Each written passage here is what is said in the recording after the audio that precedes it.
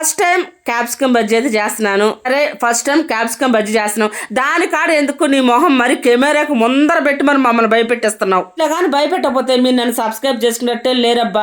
అందుకని మీరు సబ్స్క్రైబ్ చేసుకుందాక నేను మిమ్మల్ని భయపడతానే ఉంటాను.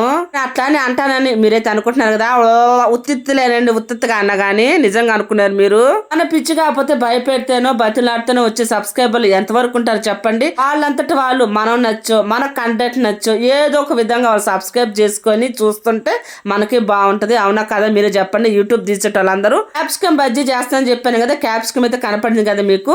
నేను పిండి వచ్చేసి శనగపిండి కొద్దిగా కార్న్ఫ్లోర్ పొడి అయితే కలిపాను, క్రిస్పీగా వస్తాయని. మీ దగ్గర బియ్యం పిండి ఉంటే కూడా వేసుకోండి, పొడి బియ్యం పిండి, క్రిస్పీగా వస్తాయి. దాంట్లో కొద్దిగా ఉప్పు, కారం, అంత వాము వేసాను. లాస్ట్ లో నంచుకోవడానికి ఆనియన్ అయితే కట్ చేశాను. బజ్జీలకి ఆనియన్ లేకపోతే ఫుల్ ఫిల్ అవ్వదు. ఫస్ట్ టైం క్యాప్సికం బజ్జీ చేయడం పర్వాలేదు, బాగానే ఉంటాయి.